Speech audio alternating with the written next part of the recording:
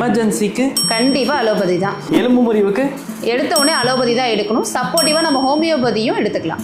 Heart attack இது emergency condition, allopathy தான் first. பக்கவாதத்துக்கு கண்டிப்பா அலோபதி தான். ஆஸ்துமா சிவியரா இருக்கும்போது ஆஸ்துமா சிவியரா இருக்குதுன்னா அந்த மூச்சு திணறல் அலோபதி மூலியமா நிறுத்திட்டு பிளஸ் சப்போர்ட்டிவா நம்ம ஹோமியோபதி கொடுக்கும்போது தொடர்ந்து இந்த பிரச்சனைகள் வராம தடுக்க முடியும். ஸ்கின் ட்ரீட்மெண்ட்க்கு கண்டிப்பா ஹோமியோபதி தான். ஏன்னா இது நீண்ட நாள் மருந்துகள் எடுத்துக்க வேண்டிய ஒரு பிரச்சனை. இதை நம்ம வேர்ல இருந்து சரி பண்ணணும்னா கண்டிப்பா ஹோமியோபதி தான் எடுத்துக்கணும். மைக்ரைன் தலைவலிக்கு மைக்ரைனா ஒற்றை தலைவலின்னு சொல்லுவோம். இதுக்கு கண்டிப்பா ஹோமியோபதியில நல்ல தீர்வு இருக்கு. சைனஸ்க்கு இதுக்கு ஹோமியோபதியில பெஸ்ட் ட்ரீட்மெண்ட் இருக்கு.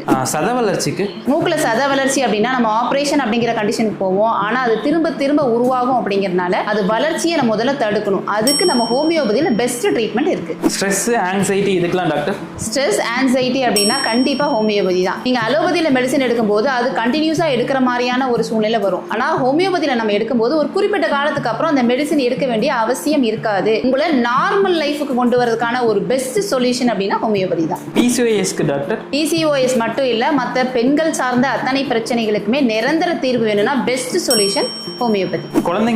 குழந்தைங்களுக்கு சைடு எஃபெக்டே இல்லாத ஒரு மெடிசன் அப்படின்னா ஹோமியோபதி தான். ஆனா எமர்ஜென்சினா கண்டிப்பா அலோபதி எடுத்துக்கோங்க. பிரெக்னன்ட் லேடிஸ்க்கு?